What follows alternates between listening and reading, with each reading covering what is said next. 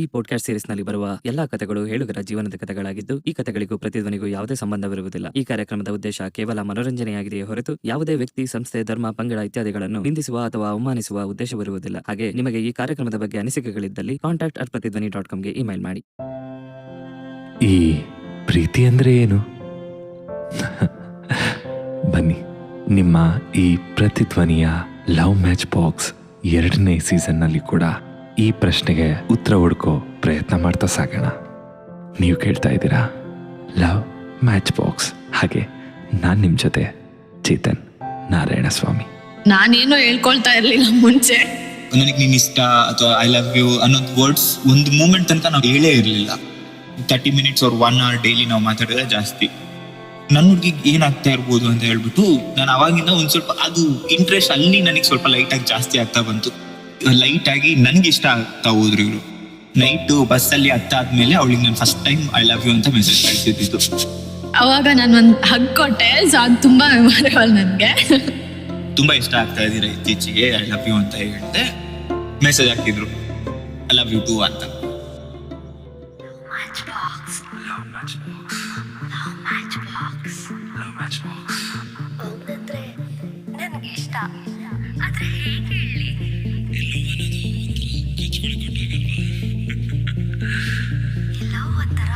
ಕೊಡುತ್ತೆ ಅಲ್ವಾ? Love match box, love match box, ಪ್ರತಿಧ್ವನಿ ಒರಿಜಿನಲ್. ನಮ್ಮ ಹಿಂದಿನ ಸಂಚಿಕೆಗಳಲ್ಲಿ ವಿಕಾಸ್ ಹಾಗೂ ನವ್ಯ ಅವರು ತಮ್ಮ ಜೀವನದ ಮುಖ್ಯ ಘಟ್ಟದ ಬಗ್ಗೆ ಒಂದಷ್ಟು ವಿಷಯಗಳನ್ನ ಹಂಚ್ಕೊಳ್ತಾ ಇದ್ರು. ಬನ್ನಿ, ಹಾಗಾದ್ರೆ ತಡ ಮಾಡದೆ ಅವ್ರ ಜೊತೆ ಮಾತುಕತೆ ಮುಂದುವರ್ಸೋಣ. ನವ್ಯ, ನೀವು ಹೇಳಿ, ವಿಕಾಸ್ ಅವ್ರಿಗೆ ಅಂದಿನ ಮೊದಲ ಭೇಟಿ ನಂತರ ಅವ್ರಿಗೆ ಮದುವೆ ಮೇಲಿದ್ದ ಭಾವನೆ ಹಾಗೆ ನಿಮ್ಮ ಮೇಲಿದ್ದ ಅಭಿಪ್ರಾಯ ಎರಡೂ ಬದಲಾಗಿತ್ತು. ಒಂದು ಸ್ವಲ್ಪ ಪ್ರೀತಿ ಕೂಡ ಆಗಿತ್ತು. ಆ ಮೊದಲ ಭೇಟಿ ನಂತರ ನಿಮ್ಗೂ ಹಾಗೆ ಇತ್ತಾ? ಅವಾಗಿಂದ ಒಂದ್ ಸ್ವಲ್ಪ ಅನ್ಸ್ತಾ ಇತ್ತು, ಓಕೆ ನನ್ಗೂ ಈ ಹುಡ್ಗ ಮ್ಯಾಚ್ ಆಗ್ಬೋದು ಅಂತ. ಅಲ್ಲಿಂದ ಮುಂಚೆವರೆಗೂ ಇವತ್ತು ಅನ್ಸಿರ್ಲಿಲ್ಲ. ಅದಾದ್ಮೇಲೆ ಸ್ವಲ್ಪ ಹಂಗೆ ಚಾಟಿಂಗ್ ಸ್ಟಾರ್ಟ್ ಆಯ್ತು. ಸ್ವಲ್ಪ ಹಾಗೆ ಅನ್ಸ್ತಾ ಇತ್ತು ನನ್ಗೂ, ಓಕೆ ಈ ಹುಡ್ಗ ಆಗ್ಬೋದು, ನನ್ ಲೈಫ್ ಪಾರ್ಟ್ನರ್ ಆಗ್ಬೋದು ಅಂತ. ನಿಮ್ಗೆ ಅವ್ರ ಮೇಲೆ ಒಲವು ಶುರು ಆಗಿದ್ಯಾ? ಅವಾಗ ಸ್ಟಾರ್ಟ್ ಆಗಿದ್ದು ಮೀಟ್ ಆದಾಗಿಂದ ಸ್ವಲ್ಪ ಬರ್ತಾ ಬರ್ತಾ ಮಾತಾಡ್ತಾ ಓಕೆ ಅನ್ಸ್ತಾ ಇತ್ತು, ಈ ಹುಡ್ಗ ನಂಗೆ ಪರ್ಫೆಕ್ಟ್ ಮ್ಯಾಚ್ ಆಗ್ತಾನೆ ಅಂತ. ಸರಿ, ನಿಮ್ಮಿಬ್ಬರಲ್ಲಿ ಯಾರು ಮೊದಲು ಒಬ್ರಿಗೊಬ್ರು ಹೇಳ್ಕೊಂಡ್ರಿ ಈ ಪ್ರೀತಿ ಬಗ್ಗೆ? ಅದು ಇವರೇ ಅನ್ಸುತ್ತೆ. ನಾನೇನು ಹೇಳ್ಕೊಳ್ತಾ ಇರ್ಲಿಲ್ಲ ಮುಂಚೆ. ಅಂದ್ರೆ ನನಗೆ ನಾನ್ ಎಲ್ಲಾನು ಹೇಳ್ಕೊಂಡ್ಬಿಟ್ಟಿದ್ದೆ. ನನ್ನ ಇಂಟ್ರೆಸ್ಟ್ ಏನು, ಡಿಸ್ಲೈಕ್ಸ್ ಏನು ಎಲ್ಲಾನು ಹೇಳ್ಕೊಂಡ್ಬಿಟ್ಟಿದ್ದೆ. ಬಟ್ ಇವ್ರು ಯಾವತ್ತು ಓಪನ್ ಅಪ್ ಆಗಿ ಹೇಳಿರ್ಲಿಲ್ಲ. ಅದೆಲ್ಲ ನನಗೆ ಗೊತ್ತಾಗಿದ್ದು ಮದುವೆ ಆದ್ಮೇಲೆ, ಏನ್ ಇಂಟ್ರೆಸ್ಟ್ ಅಥವಾ ಏನ್ ಇಂಟ್ರೆಸ್ಟ್ ಇಲ್ಲ ಅದ್ ಮದ್ವೆ ಆದ್ಮೇಲೆ ಅಂತ ಅನ್ಸುತ್ತೆ. ಅಲ್ಲಿ ತನಕ ಅದು ಜಸ್ಟ್ ಮೆಕ್ಯಾನಿಕಲ್ ನಡೀತಾ ಇದೆ ಅನ್ನೋ ತರಾನೇ ಹೋಗ್ತಾ ಇದ್ದಿದ್ದು. ಅಲ್ಲಿವರೆಗೂ ಯಾರು ಒಬ್ರಿಗೊಬ್ರು ಓಪನ್ ಆಗಿ ಹೇಳ್ಕೊಂಡೇ ಇರ್ಲಿಲ್ವಾ? ನಾವು ಅಷ್ಟೊಂದಾಗಿ ಲೈಕ್ ನನಗ್ ನೀನ್ ಇಷ್ಟ ಅಥವಾ ಐ ಲವ್ ಯು ಅನ್ನೋದ್ ವರ್ಡ್ಸ್ ನಮ್ ಒಂದು ಮೂಮೆಂಟ್ ತನಕ ನಾವಿಬ್ರು ಹೇಳೇ ಇರ್ಲಿಲ್ಲ. ಮದ್ವೆಗ್ ಮುಂಚೆ ಹೇಳಿದ್ವಿ, ಯಾಕಂದ್ರೆ ನಮ್ದು ಆಕ್ಚುಲ್ ಆಗಿ ಮದ್ವೆ ಡೇಟ್ ಬಂದ್ಬಿಟ್ಟು June 20 ಇದ್ದಿದ್ದು. ಅದು ಅವಾಗ ಕೋವಿಡ್ ಸೆಕೆಂಡ್ ವೇವ್ ನಲ್ಲಿ ತುಂಬಾ ಜಾಸ್ತಿ ಆಗಿತ್ತು ಅಂತ ಡೇಟ್ ಪೋಸ್ಟ್ ಪೋನ್ ಆಯ್ತು. ಅಲ್ಲಿ ತನಕನೂ ನಮ್ಮಿಬ್ರದ್ದು ಕಾನ್ವರ್ಸೇಷನ್ ಕೂಡ ಅಷ್ಟೊಂದು ಇರ್ಲಿಲ್ಲ. ಹೌದಾ ಅಷ್ಟೇ ಇಷ್ಟ ಅಂತ. ಯಾಕಂತ ಹೇಳಿದ್ರೆ ನಮ್ದು ಅದಾದ್ಮೇಲೆ Feb 21 ನಮ್ದು ಎಂಗೇಜ್ಮೆಂಟ್ ಆಗಿತ್ತು. ಅದಾದ್ಮೇಲೆ ಮತ್ತೆ ಸೆಕೆಂಡ್ ವೇವ್ ಸ್ಟಾರ್ಟ್ ಆಯ್ತು. ನನ್ನ ಕೊಲೀಗ್ದೊಬ್ಬರದು ಮದ್ವೆ ಇತ್ತು ಅಂತ ಹೇಳ್ಬಿಟ್ಟು ದಾವಣಗೆರೆಗೆ ನಾನು ನೋಡಕ್ ಹೋಗಿದ್ದಾಗ ಕೂಡ ನಮ್ಮಿಬ್ರದ್ದು ಕಾನ್ವರ್ಸೇಷನ್ ಅಷ್ಟೊಂದು ಚೆನ್ನಾಗಿ ಆಗಿರ್ಲಿಲ್ಲ. ಲೈಕ್ ನಾನು ಹೋದೆ, ಇವ್ರಿಗೆ ಹುಷಾರಿರ್ಲಿಲ್ಲ, ಇವ್ರ ಮನೆಯಲ್ಲೇ ಕುತ್ಕೊಂಡು ಒಂದು 10 ನಿಮಿಷ ಕುತ್ಕೊಂಡು ನಾನು ಬಂದ್ಬಿಟ್ಟೆ. ಇಷ್ಟೇ ಕಾನ್ವರ್ಸೇಷನ್ ಆಗಿದ್ದು. ಅದಾದ್ಮೇಲೆ ಕೂಡ ಮತ್ತೆ ಇದು ಕೋವಿಡ್ ಬಂತು. ನಮ್ದು ಏನಿದ್ರು ಫೋನ್ ಅಲ್ಲಿ ಕಾನ್ವರ್ಸೇಷನ್ ಆಗ್ತಾ ಇತ್ತು. ಬೆಳಿಗ್ಗೆ ಪೂರ್ತಿ ಇವ್ರು ಬಿಸಿ ಇರ್ತಾ ಇದ್ರು ಸ್ಕೂಲಲ್ಲಿ. ಸಂಜೆ ನೈಟ್ ಶಿಫ್ಟ್ ಅಲ್ಲಿ ನಾನು ಕೆಲಸ ಮಾಡ್ದಾಗಿಂದ ನೈಟ್ ಪೂರ್ತಿ ನಾನ್ ಬಿಸಿ ಆಗಿರ್ತಿದ್ದೆ. ಸೊ ಹಂಗಾಗಿ ನಮ್ ಕಾನ್ವರ್ಸೇಷನ್ ಕೂಡ ತುಂಬಾ ಲಿಮಿಟೆಡ್ ಆಗಿರ್ತಿದ್ದು. 30 minutes or 1 hour ಡೈಲಿ ನಾವು ಮಾತಾಡಿದ್ರೆ ಜಾಸ್ತಿ. ಸೊ ನನಗೆ ಆಕ್ಚುಲ್ ಆಗಿ ಅನ್ಸಿದ್ದು, ನಾವು June 20 ಏನೋ ಮದ್ವೆ ಆಗ್ಬೇಕಿತ್ತು, ಕೋವಿಡ್ ಇಂದಾಗಿ ಪೋಸ್ಟ್ ಪೋನ್ ಆಯ್ತು ಅಂತ ಹೇಳಿದಾಗ ಇವ್ರ ಮನೆಯಿಂದ ಒಂದ್ ಸ್ವಲ್ಪ ಪ್ಯಾನಿಕ್ ಆದ್ರು. ಅಯ್ಯೋ ಡೇಟ್ ಎಲ್ಲ ಈಗ ಆಗ್ತಿದೆ, ಏನಾಗುತ್ತೋ ಏನು ಅಂತ ಹೇಳಿದಾಗ ನನ್ಗೆ ಇವ್ರದ್ದು ಯೋಚನೆ ಆಯ್ತು. ಇವ್ರ ಫ್ಯಾಮಿಲಿನೇ ಇಷ್ಟೊಂದು ಪ್ಯಾನಿಕ್ ಆದಾಗ ಇವ್ರು ಎಷ್ಟು ಫೀಲ್ ಆಗಿರ್ಬೋದು ಇದ್ರ ಬಗ್ಗೆ, ಏನಾಗ್ತಾ ಇದೆ ಅಂತ. ಸೊ ಅದಾದ್ಮೇಲೆ ನನ್ಗೆ ಅಲ್ಲಿ ಒಂದ್ಸತಿ ಅನ್ನಿಸ್ತು ಈ ಹುಡುಗಿ ನನ್ನ ಹುಡುಗಿ ನಾನ್ ಕೇರ್ ಮಾಡ್ಕೋಬೇಕು ಅಂಡ್ ನಾನು ಅವಳಿಗೆ ಹೇಳ್ಬೇಕು ಏನಾಗ್ತಾ ಇದೆ ಅವಳ ಲೈಫಲ್ಲಿ, ಟೆನ್ಷನ್ ತಗೋಬೇಡ, ಏನಿದ್ರು ಕೂಡ ನಾನು ಇರ್ತೀನಿ ಜೊತೆನಲ್ಲಿ. ಯಾಕಂದ್ರೆ ಒಂದ್ಸತಿ ಮದ್ವೆ ಪೋಸ್ಟ್ಪೋನ್ ಆದ್ಮೇಲೆ ಅಥವಾ ಮದ್ವೆ ಡೇಟ್ ಏನಾದ್ರು ಚೇಂಜ್ ಆಯ್ತು ಅಂದ್ರೆ ನಾರ್ಮಲ್ ಆಗಿ ಹುಡುಗಿರು ಪ್ಯಾನಿಕ್ ಆಗ್ತಾರೆ ಅನ್ನೋದು ಕೇಳಿದ್ದೆ ನಾನು. ಸೊ ಆ ಕಾನ್ಸೆಪ್ಟ್ ಇಟ್ಕೊಂಡು ನನ್ನ ಹುಡುಗಿಗೆ ಏನಾಗ್ತಾ ಇರ್ಬೋದು ಅಂತ ಹೇಳ್ಬಿಟ್ಟು ನಾನು ಅವಾಗಿಂದ ಒಂದ್ ಸ್ವಲ್ಪ ಅದು ಇಂಟ್ರೆಸ್ಟ್ ಅಲ್ಲಿ ನನಗೆ ಸ್ವಲ್ಪ ಲೈಟ್ ಆಗಿ ಜಾಸ್ತಿ ಆಗ್ತಾ ಬಂತು. ಏನಾಗ್ತಾ ಇರ್ಬೋದು ಇವಳಿಗೆ, ಇವಳು ಪ್ಯಾನಿಕ್ ಆಗಿರ್ತಾಳ, ಇವಳು ಟೆನ್ಷನ್ ಆಗೋണ്ടിರ್ತಾಳ, ಏನಾದ್ರು ಅಯ್ಯೋ ಏನು ಮದ್ವೆ ಪೋಸ್ಟ್ಪೋನ್ ಆಯ್ತು, ಇವಾಗ ಏನಾದ್ರು ನೆಕ್ಸ್ಟ್ ಡೇಟ್ ಸಿಗುತ್ತಾ ಇಲ್ವಾ ಅಥವಾ ಮದ್ವೆ ಆಗುತ್ತಾ ಇಲ್ವಾ ಅನ್ನೋದೆಲ್ಲ ಪ್ಯಾನಿಕ್ ಆಗಿರ್ತಾರ ಅಂತ ನನ್ಗೆ ಅನ್ಸ್ತಾ ಇತ್ತು. ಅಲ್ಲಿಂದ ಆಕ್ಚುಲ್ ಆಗಿ ನನ್ಗೆ ಇವ್ರ ಮೇಲ್ಗಡೆ ಒಂದ್ ಸ್ವಲ್ಪ ಭಾವನೆಗಳು. ನವ್ಯ ಅವ್ರೆ, ಇಷ್ಟೆಲ್ಲ ಬದಲಾವಣೆಗಳು, ಮದ್ವೆ ದಿನ ಕೂಡ ಮುಂದೆ ಹೋಯ್ತು, ನಿಮ್ಗೆ ಭಯ ಏನಾದ್ರು ಉಟ್ಕೊಂಡಿತ್ತಾ ಅಥವಾ ಕನ್ಫ್ಯೂಷನ್ ಇತ್ತಾ? ಹೇಗಿತ್ತು? ಏನ್ ನೋಡ್ತಾ ಇತ್ತು ಮನ್ಸಲ್ಲಿ? ನನ್ಗೆ ಡೇಟ್ ಮುಂದೋಯ್ತು ಅಂತ ಅನ್ಸ್ದಾಗ ನಂಗೆ ಆತರ ಏನು ಅನ್ಸ್ಲಿಲ್ಲ. ಓಕೆ ಹೋಯ್ತಲ್ಲ, ಮುಂದೋಯ್ತಲ್ಲ ಅಂತಾನೆ ಅನ್ಕೊಂಡೆ. ಇನ್ ಸ್ವಲ್ಪ ಅರ್ಥ ಮಾಡ್ಕೊಳಕ್ ಟೈಮ್ ಸಿಗ್ತಲ್ಲ ಅಂತಾನೆ ಅನ್ಕೊಂಡೆ. ಯಾಕಂದ್ರೆ ಅದ್ ಬಿಟ್ರೆ ನೆಕ್ಸ್ಟ್ ಆಗಸ್ಟ್ ಅಥವಾ ಸೆಪ್ಟೆಂಬರ್ ಅಲ್ಲಿ ನೋಡೋಣ ಅಂತ ಇದ್ರು. ನಾನು ಇರ್ಲಿ ಅಷ್ಟಾದ್ರೂ ಗ್ಯಾಪ್ ಇದೆ ಅಲ್ಲ, ಅಟ್ಲೀಸ್ಟ್ ನಾವು ಮಾತಾಡ್ಕೋಬಹುದು, ಏನಾದ್ರೂ ಒಬ್ರನ್ನೊಬ್ರು ಅರ್ಥ ಮಾಡ್ಕೋಬಹುದೇನೋ ಅಂತ ನಾನು ಆತರ ಥಿಂಕಿಂಗ್ ಅಲ್ಲಿದ್ದೆ. ಅರ್ಥ ಮಾಡ್ಕೊಳ್ಳೋದಕ್ಕಾಯ್ತಾ? ಸ್ವಲ್ಪ ಜಾಸ್ತಿನೂ ಆಗ್ಲಿಲ್ಲ. ಸರಿ, ಮದ್ವೆ ಏನೋ ಮುಂದಕ್ಕೆ ಹೋಯ್ತು. ಒಬ್ರಿಗೆ ಅದ್ರ ಬಗ್ಗೆ ಯೋಚನೆ ಇದ್ರೆ ಇನ್ನೊಬ್ರಿಗೆ ಸದ್ಯ ಮುಂದೆ ಹೋಯ್ತಲ್ಲ, ಸಮಯ ಸಿಕ್ತು ಅಂತಿತ್ತು. ಹಾಗಿದ್ದಾಗ ಈ ನಡುವೆ ಒಬ್ರನ್ನೊಬ್ರು ಜಾಸ್ತಿ ಹಚ್ಕೊಳ್ತಾ ಹೋದ್ರ ಅಥವಾ ಒಂದಷ್ಟು ಜಗಳಗಳಲ್ಲೇ ಕಳ್ದಿತ್ತ? ಮುಂದೇನಾಯ್ತು? ನನಗೆ ನೆನಪಿರೋಂಗೆ ನಾನು ಸೆಕೆಂಡ್ ಟೈಮ್ ಮತ್ತೆ ದಾವಣಗೆರೆಗೆ ಹೋಗಿದ್ದೆ. ಇದು ಸೆಕೆಂಡ್ ವೇವ್ ಎಲ್ಲ ಮುಗ್ದಾದ್ಮೇಲೆ ಜುಲೈಯಲ್ಲಿ ಅನ್ಕೊಂತೀನಿ. ಜುಲೈಯಲ್ಲಿ ಹೋಗಿದ್ದಾಗ ಆಕ್ಚುಲಿ ನಾನು ನೈಟ್ ಜರ್ನಿ ಮಾಡ್ಕೊಂಡು ಅರ್ಲಿ ಮಾರ್ನಿಂಗ್ ಇವ್ರ ಮನೆಗೆ ಹೋಗಿದ್ದೆ. ಅವತ್ತಿನ ದಿನ ನಾವು ಒಂದ್ 2-3 ಕಡೆ ತಿರ್ಗಾಡಕ್ ಹೋದ್ವಿ ಅಂಡ್ ಕೆಲವೊಂದು ಇನ್ಸಿಡೆಂಟ್ಗಳನ್ನ ನಾವು ಶೇರ್ ಮಾಡಿದ್ವಿ, ಥಿಂಗ್ಸ್ಗಳ ಬಗ್ಗೆ ಮಾತಾಡಿದ್ವಿ. ಸೊ ಅಲ್ಲಿ ಲೈಟ್ ಆಗಿ ನನ್ಗೆ ಇಷ್ಟ ಆಗ್ತಾ ಹೋದ್ರು ಇವರು. ಯಾಕಂದ್ರೆ ಶೀ ಸೋ ಸಿಂಪಲ್. ನಾವು ಕೆಲವೊಂದ್ ಕಡೆ ಅನ್ಸುತ್ತೆ ಒಂದ್ ಪರ್ಸನ್ ನಾವು ಫಸ್ಟ್ ನೋಡಿದಾಗ ಒಂದು ಇಂಪ್ರೆಷನ್ ಬಂದಿರುತ್ತೆ, ಓ ಪರ್ಸನ್ ಹಿಂಗೇನೋ ಅಂತ. ಬಟ್ ಕೂತ್ಕೊಂಡು ಮಾತಾಡಿದಾಗ ಆ ಇಂಪ್ರೆಷನ್ ಚೇಂಜಸ್ ಆಗ್ತಾ ಬರುತ್ತೆ. ಬಟ್ ನನಗೆ ಈ ಪರ್ಸನ್ ಮೇಲೆ ಅವತ್ತು ಸ್ವಲ್ಪ ಇಂಪ್ರೆಷನ್ಗಳು ಚೇಂಜ್ ಆಗ್ತಾ ಬಂತು. ಓಕೆ, ಈ ಪರ್ಸನ್ ಸ್ವಲ್ಪ ಸಿಂಪಲ್, ತುಂಬಾ ಸೆನ್ಸಿಟಿವ್ ಅಂಡ್ ಒಳ್ಳೇದು ಯಾವುದು ಕೆಟ್ಟದ್ದು ಯಾವುದು ಅದೆಲ್ಲ ಜಾಸ್ತಿ ಬೇಗ ಗೊತ್ತಾಗ್ತಾ ಇಲ್ಲ ಅಂತ ಅಷ್ಟು ಒಂದು ಬೇಸಿಕ್ ಥಿಂಗ್ಸ್ಗಳೆಲ್ಲ ನನಗೆ ಗೊತ್ತಾಗ್ತಾ ಬಂತು. ಸೊ ನಾನು ಒಂದ್ ಕಡೆ ಯಾವತ್ತೂ ಒಂದ್ಸತಿ ಜೀವನದಲ್ಲಿ ನಾನು ಫಸ್ಟ್ ಹೇಳ್ದಂಗೆ ಅನ್ಕೊಂಡಿದ್ನಲ್ವಾ, ಲೈಕ್ ನನ್ನ ಹುಡುಗಿ ಅನ್ನೋದು ಸಿಂಪಲ್ ಆಗಿರ್ಬೇಕು ಅಥವಾ ಒಂದ್ ಸ್ವಲ್ಪ ಮೆಚ್ಯೂರ್ ಆಗಿರ್ಬೇಕು, ನನ್ನ ಜೊತೆ ಚೈಲ್ಡಿಶ್ ಆಗಿ ಆಡ್ಬೇಕು ಅನ್ನೋದೆಲ್ಲ ನಾನು ಥಿಂಕ್ ಮಾಡಿದ್ದೆ ಅಲ್ವಾ. ಸೊ ಅದೆಲ್ಲ ಈ ಪರ್ಸನ್ ಅಲ್ಲಿ ಒಂದ್ ಸ್ವಲ್ಪ ಮ್ಯಾಚ್ ಆಗ್ತಾ ಬಂತು. ಸೊ ಬೈ ನೋಯಿಂಗ್ಲಿ ಬರ್ ಅನ್ನೋಯಿಂಗ್ಲಿ ನನ್ಗೆ ಈ ಪರ್ಸನ್ ನನ್ಗೆ ಇಷ್ಟ ಆಗ್ತಾ ಹೋದ್ರು. ಅಂದ್ರೆ ಅವತ್ತು ನಾನು ಇವ್ರ ಮನೆಗೆ ಹೋಗಿ ನಾನು ನೈಟ್ ಹೊರಟೆ. ನೈಟ್ ಬಸ್ಸಲ್ಲಿ ಹತ್ತಾದ್ಮೇಲೆ ಅವಳಿಗೆ ನಾನು first time I love you ಅಂತ ಮೆಸೇಜ್ ಕಳ್ಸಿದ್ದು. ಸರಿ ನವ್ಯ ಅವರೇ, ನಿಮ್ಗೆ ಹೇಗಿತ್ತು ಅವತ್ತಿನ ದಿನ?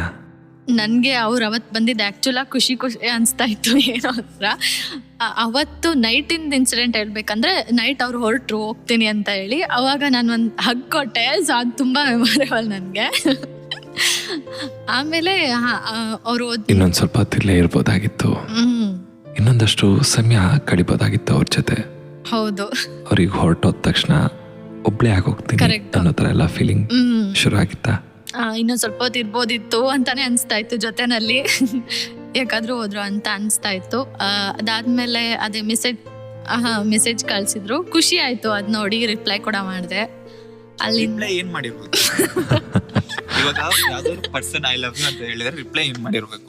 ಏನ್ ಮಾಡಿದ್ರು? ಥ್ಯಾಂಕ್ ಯು ಅಂತ. ನಿಜವಾಗ್ಲೂ ನೆನ್ಪಿಲ್ಲ. ನಾನು ಆ ಕಡೆಯಿಂದ ಐ ಲವ್ ಯು ಅಂತ ಕಳ್ಸಿದ್ದೀನಿ, ಈ ಕಡೆಯಿಂದ ಥ್ಯಾಂಕ್ ಯು ಅಂತ ಬರ್ತೀನಿ. ನಾನು ಇದ ಆನ್ಸರ್. ಹೌದು, ಕಳ್ಸಿದ್ರು. ನವ್ಯ ಅವರೇ, ಆ ಸಂದರ್ಭದಲ್ಲಿ ಅವರ ಮೆಸೇಜ್ ನೋಡಿ ನಿಮ್ಗೆ ವಾಪಸ್ ಹೇಳ್ಬೇಕು ಅನಿಸ್ತಿತ್ತಾ? ಹೇಳಕ್ ಆಗದೆ ತಡ್ಕೊಳ್ತಿದ್ರ ಅಥವಾ ನಿಮ್ಗೆ ಇನ್ನ ಸಂಪೂರ್ಣವಾಗಿ ಅದು ಮನಸ್ಸಿಗೆ ನಾಟಿ ಹೇಳೋವರೆಗೂ ನೀವು ಹೋಲ್ಡ್ ಬ್ಯಾಕ್ ಮಾಡ್ತಿದ್ರ? ನನ್ಗೆ ಮುಂಚೆನೆ ಲವ್ ಯು ಟು ಅಂತ ಹೇಳಕ್ಕೂ ಆ ಕಡೆ ಮನ್ಸಾಗ್ತಿಲ್ಲ, ಬಟ್ ಹೇಳ್ಬೇಕು ಅನ್ಸ್ತಾ ಇದೆ. ಆ ತರ ಮೈಂಡ್ ಸೆಟ್ ಅಲ್ಲಿ ಇದ್ದೆ ನಾನು. ಅದಕ್ಕೆ ಸುಮ್ನೆ ಥ್ಯಾಂಕ್ ಯು ಕಳ್ಸ್ಬಿಟ್ಟಿದ್ದೆ. ಆ ಥ್ಯಾಂಕ್ ಯು ನಲ್ಲೇ ಐ ಲವ್ ಯು ಸೇರ್ಕೊಂಡಿತ್ತಾ? ಸೇರ್ಕೊಂಡಿತ್ತು. ವಿಕಾಸ್ ಅವರೇ, ಇವರ ಈ ಉತ್ತರ ಕೇಳಿ ನಿಮ್ ಮನ್ಸಲ್ಲಿ ತುಂಬಾ ಗೊಂದಲ ಉಂಟಾಗಿರ್ಬೇಕಲ್ವಾ? ಅದಕ್ಕೆ ಒಂದು ಕ್ವಶನ್ ಮಾರ್ಕ್ ಉಟ್ಕೊಂಡಿತ್ತ? ನನಗೆ ಕ್ವಶನ್ ಮಾರ್ಕ್ ಅಲ್ಲ, ನನಗೆ ಫಸ್ಟ್ ಆಫ್ ಆಲ್ ನಾನು ಏನಾದ್ರು ಮೆಸೇಜ್ ರಾಂಗ್ ಕಳ್ಸಿದ್ನ ಅಂತ ನನಗೆ ಡೌಟ್ ಬಂತು. ಇವಾಗ first of all I love you ಅಂತ ಕಳ್ಸಿದ್ರೆ reply I love you too ಅಥವಾ ಏನಾದ್ರು ಒಂದು ಕಿಂಡಲ್ ಮಾಡೋದ ಏನಾದ್ರು ಬರುತ್ತೆ ಅಂತ ನಾನು ಅನ್ಕೊಂಡಿದ್ದೆ. ಬಟ್ ಥ್ಯಾಂಕ್ ಯು ಅಂತ ಬಂದಾಗ ನಾನು ಜರ್ನಿ ಮಾಡ್ತಾ ಇದ್ನಲ್ವಾ, ನಾನು ಇದ್ಯಾಕೆ ಹಿಂಗ್ ಬಂತು ನನ್ಗೆ ಅವಾಗ 101 ಕ್ವಶನ್ಸ್. ಅದಾದ್ಮೇಲೆ ಮತ್ತೆ ನಾನು ಹೋಗ್ಬಿಟ್ಟು ನಿಜವಾಗ್ಲೂ ನಿಮ್ಗೆ ನನ್ ಮೇಲೆ ಫೀಲಿಂಗ್ಸ್ ಇದೆಯಾ ಅಥವಾ ನಿಮ್ ಮನೆಯವ್ರಿಗೆ ಒಪ್ಕೊಂಡ್ರ ಹಂಗೆ ಹಿಂಗೆ ಅಂತ ನಾನು ಆ ಡೆಲಿಮರ್ನಲ್ಲಿ ಮನೆಗೆ ಹೋಗ್ಬಿಟ್ಟು ನೆಕ್ಸ್ಟ್ ಡೇ ಮನೆಗೆ ಹೋಗ್ಬಿಟ್ಟು ಏನೇನೋ ಮೆಸೇಜ್ ಹಾಕಿದೆ, ನಿಜ ಹೇಳಿ ನಿಮ್ಗೆ ಹಂಗೇನಾದ್ರು ಇಲ್ಲ ಅಂತ ಹೇಳಿದ್ರೆ ನಾನು ಮನೇಲಿ ಹೇಳ್ತೀನಿ ಅಂತೆಲ್ಲ. ಅವರು ಇಲ್ಲ ನನ್ಗೆ ಇಷ್ಟಾನೇ ಹಂಗೆಲ್ಲ ಅಂತ ಹೇಳಿದ್ರು. ಬಟ್ ಇವ್ರ ಬಾಯಲ್ಲಿ ಆಕ್ಚುಲ್ ಆಗಿ ನಾನು ಐ ಲವ್ ಯು ಅನ್ಸಕ್ಕೆ ತುಂಬಾ ಕಷ್ಟಪಟ್ಟಿದ್ದೀನಿ ಚೇತನ್. ಅದಾದ್ಮೇಲೆ ಮದ್ವೆಗೆ ಶಾಪಿಂಗ್ ಅಂತ ಬೆಂಗಳೂರಿಗೆ ಬಂದ್ರು ಇವರು. ಸೊ ಆ ಗ್ಯಾಪ್ ಅಲ್ಲಿ ಇಲ್ಲೇ ನಿಯರ್ ಬೈ ಇದ್ದಿದ್ದು, ನಮ್ಮ ಮನೆಯಿಂದ ಒಂದ್ ಸ್ವಲ್ಪ ನಿಯರ್ ಬೈ ಇವ್ರ ಅತ್ತೆ ಮನೆ ಇತ್ತು. ಸೊ ನಮ್ಗೆ ಯಾವಾಗ ಬೇಕೋ ಅವಾಗ ಹೋಗ್ಬಿಟ್ಟು ಅವ್ರಿಗೆ ಟೆರೆಸ್ ಇಂದ ಸ್ವಲ್ಪ ಹೊರಗಡೆ ಬಂದು ನಿಮ್ಮನ್ನ ಹಂಗೆ ನೋಡ್ಬಿಟ್ಟು ಚಾಕ್ಲೇಟ್ ಕೊಟ್ಟು ಹೋಗ್ತೀವಿ ಅಂತೆಲ್ಲ ಹೇಳ್ಬಿಟ್ಟು 2-3 ಸತಿ ಹಂಗೆ ಮಾಡ್ಬಿಟ್ಟು ಹೋಗಿದೀವಿ. ತುಂಬಾನೇ ಸರ್ಕಸ್ ಪಟ್ಟಿದ್ರ ಬಿಡಿ ವಿಕಾಸ್. ನವ್ಯ ಅವರು ಯಾವಾಗ ನಿಮ್ಗೆ ಬಾಯ್ಬಿಟ್ಟು ಅವ್ರು ನಿಮ್ನ ಇಷ್ಟಪಡ್ತಾ ಇದಾರೆ ಅಂತ ನಿಮ್ಗೆ ಡೈರೆಕ್ಟ್ ಆಗಿ ಹೇಳಿದ್ದು? ನಾನು ಅವರು ಒಂದ್ಸತಿ ಮದುವೆಗಿಂತ ಮುಂಚೆ ಇವ್ರು ಬೆಂಗಳೂರು ಶಾಪಿಂಗ್ ಬಂದಿದ್ರಲ್ಲ, ಆ ಮೂಮೆಂಟ್ ಅಲ್ಲಿ ಓರಿಯನ್ ಮಾಲಿಗೆ ಹೋಗಿದ್ವಿ. ಅವಾಗ ಹೋದಾಗ ಮತ್ತೆ ಕುತ್ಕೊಂಡು ಅವಾಗ ಅಲ್ಲಿ ಸ್ಟ್ರೈಟ್ ಆಗಿ ಕೇಳಿದೆ, ನನಗಿಷ್ಟ, ನೀವು ತುಂಬಾ ಇಷ್ಟ ಆಗ್ತಾ ಇದೀರ ಇತ್ತೀಚೆಗೆ, ಐ ಲವ್ ಯು ಅಂತ ಹೇಳಿದೆ. ಅವರು ಹೌದಾ, ಓಕೆ, ಲವ್ ಯು ಅನ್ನೋದು ನಾನು ಹೇಳಿ ಏನ್ ಹೇಳ್ತೀರಾ ಕೇಳ್ತೀನಿ ಅಂತ ಹೇಳಿದಾಗ ಕೂಡ ಅವ್ರು ಇವಾಗ ಹೆಂಗ್ ನಗ್ತಾ ಇದಾರೆ ಹಂಗೆ ನಗ್ತಾ ಇದ್ರು, ರಿಪ್ಲೈ ಮಾತ್ರ ಕೊಡ್ತಾ ಇಲ್ಲ. ಆಮೇಲೆ ನೆಕ್ಸ್ಟ್ ಮನೆಗೆ ಹೋಗಿ ಅವ್ರನ್ನ ಡ್ರಾಪ್ ಮಾಡಿದ್ಮೇಲೆ ಮೆಸೇಜ್ ಹಾಕಿದ್ರು ಐ ಲವ್ ಯು ಟು ಅಂತ.